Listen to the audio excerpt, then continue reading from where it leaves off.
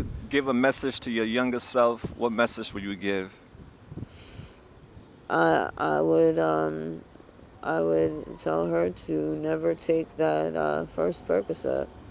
We're at a place called Needle Park. That's what they call it. I forget what the real name of this park is. McPherson Square. Oh yeah, yeah. And everybody just gets high here. If the cops aren't sitting up top on the hill, then yeah, everybody's using drugs and leaving all their paraphernalia, garbage, and needles all over. What does it smell like out here in Kensington?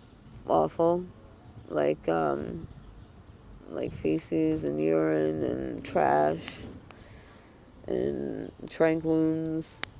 It's awful, and you will smell like that too. So it's important to shower regularly because that smell gets all over you. Right. So when a dealer give you that bag, what's the first thought in your head?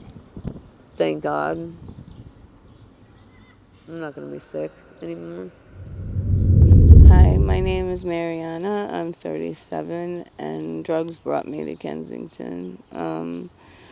I my family. I'm Ukrainian. We moved here in like 1990 when I was 3 years old, and Philly was the first place that we lived in the United States. I came back. We moved around a little bit, and then I came back as an adult to Philly with a boyfriend, and I was addicted to opiates since 17. I tried a lot of other drugs since 13, and in my early 20s, somewhere along the way, I started using fentanyl. I went right to shooting it. So I was on a methadone clinic for a while, and while I was on the clinic, I was still shooting fentanyl and doing a lot of other drugs. So I've been coming here to Kensington on and off for 20 years, about almost, just under. I had a really crappy childhood. My parents were both alcoholics, and I was a very lonely kid. I got picked on for being an immigrant, having an accent. I lost it on purpose because I just wanted to be like everybody else, all the other kids. Um, but yeah, I was very sad. I was a sad kid. I was very lonely, and then in my preteens, I started doing things that little girls shouldn't do. I started trying to get attention from boys, and I started using drugs, experimenting with all kinds of things, and that I kind of I stayed that way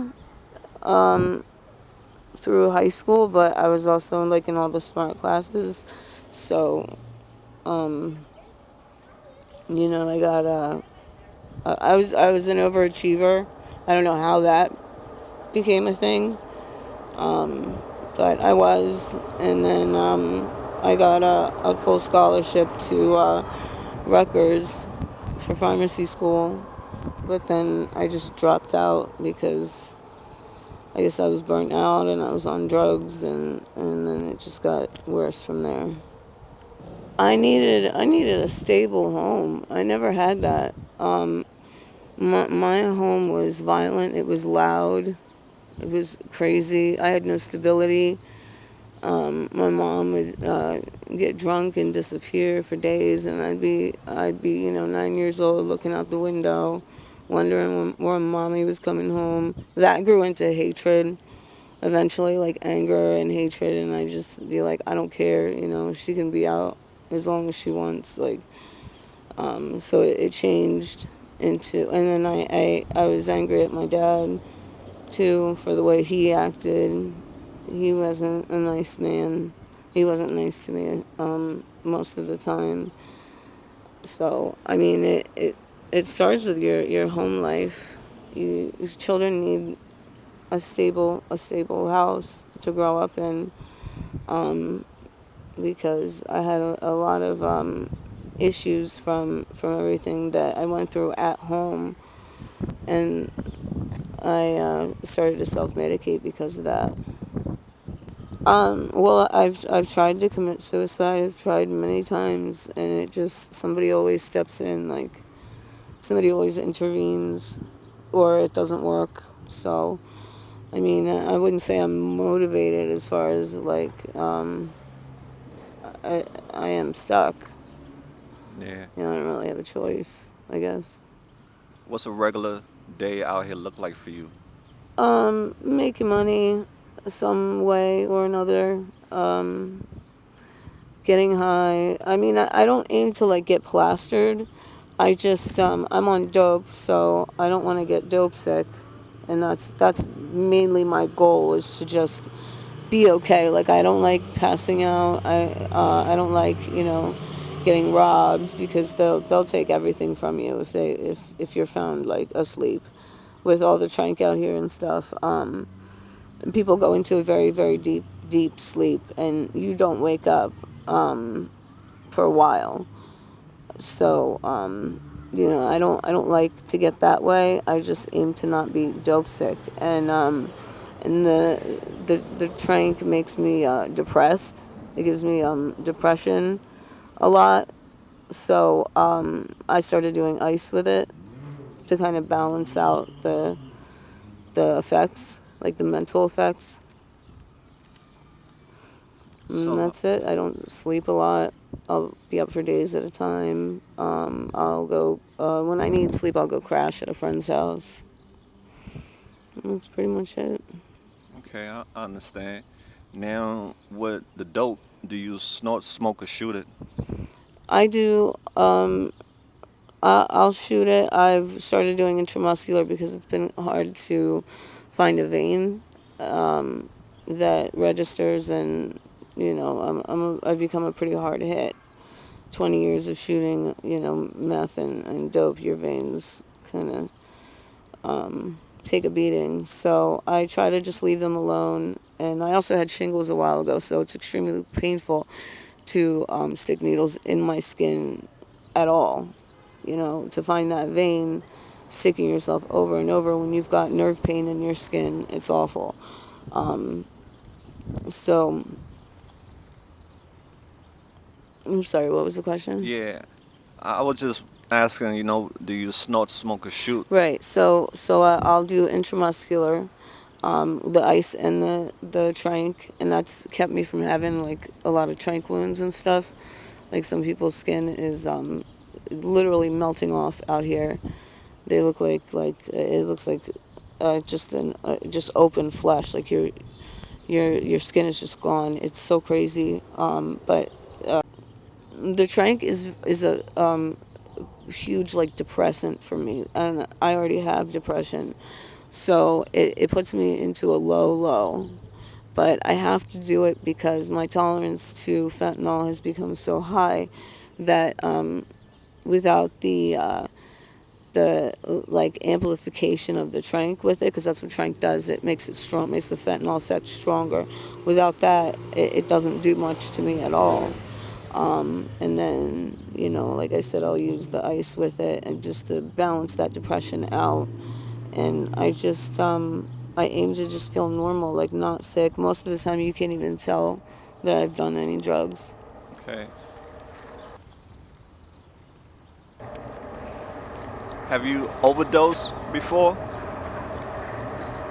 Oh, yeah. What Many did times. Many. I've been Narcan more times than I can count. scary? I lost count years ago. I mean, it's not scary for me. I just wake up pissed off because the Narcan rips the fentanyl out of your receptors and makes you extremely sick for about 45 minutes, and it's the longest 45 minutes of your life. But yeah, most of us will just say, "Don't Narcan me," just let me die, because it's awful. Some of the things that I've had to do to get drugs when I don't have any money is they are my least proudest moments. I know that when I do get sober, because that's kind of the story of my life. I relapse and then I get sober. I relapse and then get sober. So when I do get sober the next time, those moments are probably going to be very hard to swallow. I'm a person who doesn't like to burn like family or friends. So like I won't steal. I won't, I'll try not to lie. I'll try not to, screw over anybody in my personal life. And so a lot of those people let me stay in their home, because they know they can trust me not to touch their stuff and not to be like a typical junkie and just rob and steal and do whatever. I do try to be good to my friends, regardless of the addiction. So I just go when the weather's crazy. I just go and I crash and get some sleep at one of their houses. Problem is, if I don't have any drugs, I can't do that because then I'll be sick. So I've been out here in pouring rain, freezing cold, getting soaked, staying wet for days at a time, just head to toe, just wet, soaked from the rain. Um, there's been a lot of times like that, because the drugs take me back out here. Like I can't just go inside under a roof and inside a warm house and relax, because I'll get sick and I can't let that happen. Tell us what your sickness symptoms are. Oh my God, it's awful. It's very painful. The shingles is the first thing I feel, the nerve pain from that. It's the chicken pox virus that crawls out of your nerve cells when your immune system takes a dip in your adulthood. So that happened to me, and it was the most painful thing I've ever been through, more so than any of my surgeries. And that's the first thing I feel. It feels like thousands of needles just stabbing me in my skin all over and over again. It's very, very painful. And then come the muscle cramps and throwing up, eyes tearing, sniffles, yawning, diarrhea, um, and all kinds of like anxiety, and your heart races, and you don't want to be around anybody, you don't want to be touched, you don't want to be talked to, and that gets worse. Like you become like on I would say maybe day 2, day 3, you would become like bedridden, depending on how much you're doing and how long, especially with the trank that has its own withdrawal component, as well as the fentanyl. It makes it worse. It makes the fentanyl withdrawal worse. So yeah, I would probably be crawling around, back and forth from the bed to the toilet, throwing up and all that stuff. Right. You have a lot of men here that are starting to put their hands on females. A lot of them are stealing from us. They're targeting females in particular, sleeping females, or not. Just the other day, a tall man came up to me and just grabbed my stuff right out of my hands because he wanted money or drugs or whatever, or both. I've had men punch me. So there's that violence out here. You're constantly being robbed by somebody when you're sleeping. You don't even have to be high. Just when you're sleeping or not looking away, when you have your back turned, your stuff gets stolen all the time. You have to get used to not having good stuff. Like, you just can't have anything expensive because it'll get snatched immediately. People out here are desperate. And then of course you have like the environment, like causing different, like your skin gets messed up out here because you're always out in the dirt, and you have to keep up with your hygiene. But even so, like I shower as much as possible. They have a lot of outreach centers with showers and stuff, or I go to a friend's house. But your skin just gets messed up somehow. Like your health takes a dip. You're constantly at the doctor, either getting antibiotics or having wounds cared for, or stuff like that. You're falling because you're high. You're falling a lot of bumps, bruises, scrapes that could possibly get infected. So infection is a big risk too. I've never been really close to another addict because eventually, there's going to be issues. They've either stolen from me, gone crazy, or I call them acquaintances, long story short. A lot of them have passed away. I was a mess at my methadone clinic. I was the one that was getting passed out in the parking lot because I was taking benzos and fentanyl on top of my methadone dose. And I guess people thought I would be the first one that wouldn't make it, but I outlived a lot of people. I couldn't walk down the street here without, seeing a lot of people that I knew on a daily basis. And now, 14, 15 years later, they're all gone. A lot of them. I see a few people that I knew back in the day, but most people I knew out here are gone. No matter how bad it gets, just keep your head up. Don't lose your self-respect.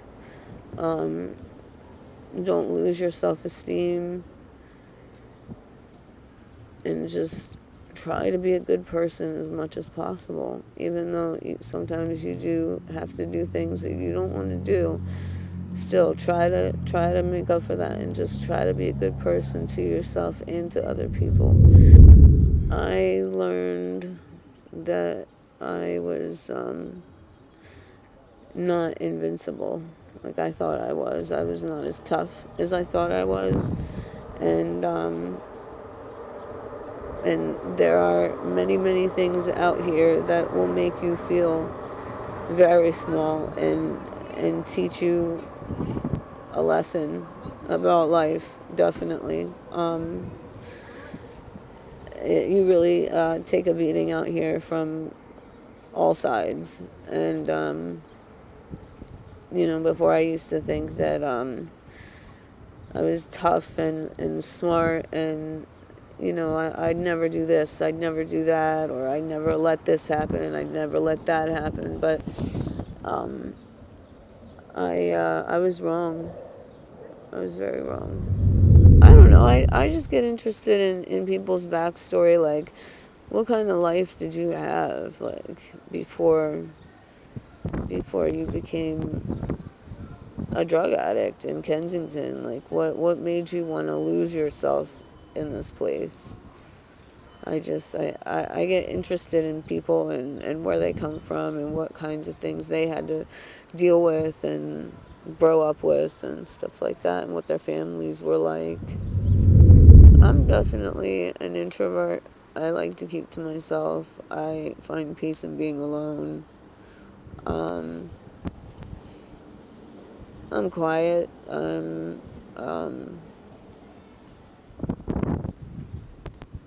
that's really it. Growing up, do you have a favorite toy or cartoon? Not really. I watch Nickelodeon a lot. I didn't really have a favorite toy. I just liked, my mom liked to buy me, like educational toys. There's a store I remember called Zany Brainy, and it had all kinds of like science toys that were so cool. And I liked, going there. Okay. When you was little, what do you want to become when you grow up? Um, I don't remember. I think a veterinarian, 'cause I like animals. That's cool. So if you could be any animal, what animal would you be?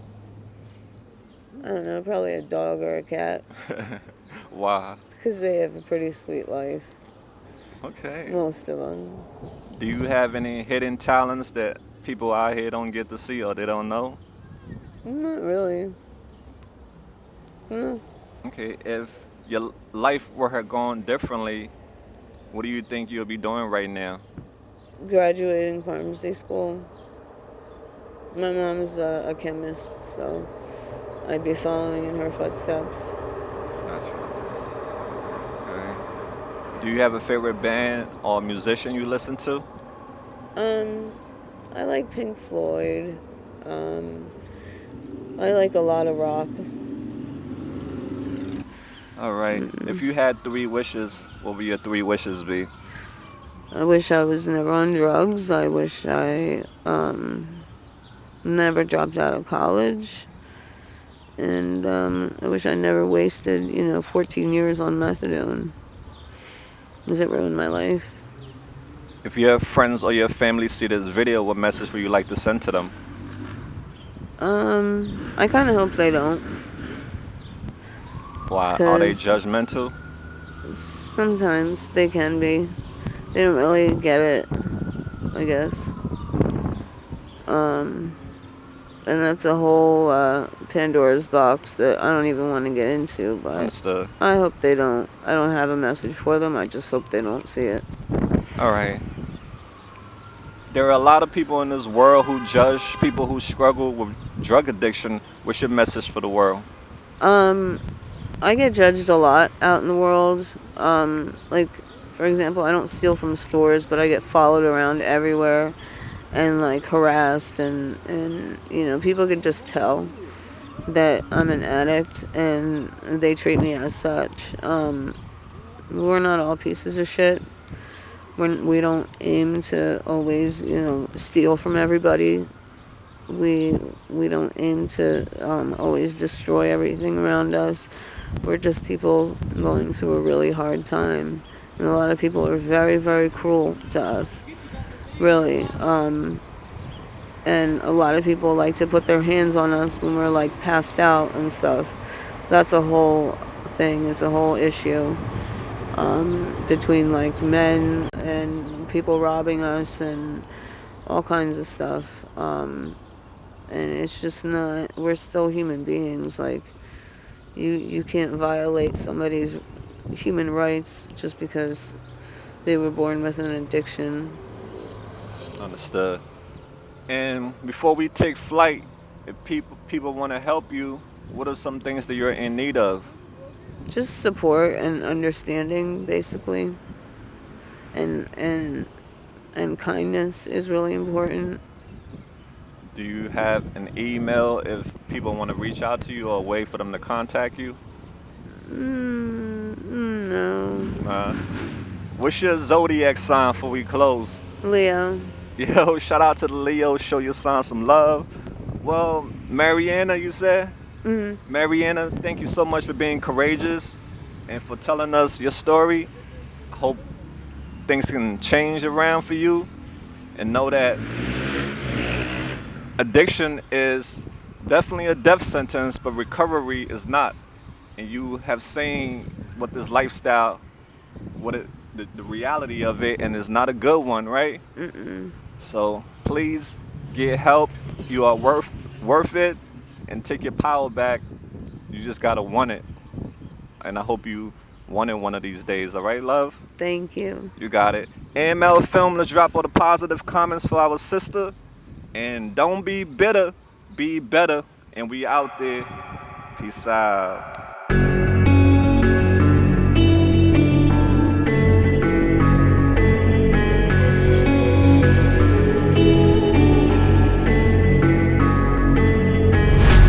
Quiet's driving me insane. Silence rattles in my brain. Yeah, I gotta get away. Always waiting for the phone, so I built my towers tall, wandering through these empty halls. Break the cycle now, walls are coming down. I gotta make it out. Yeah, yeah, yeah, yeah.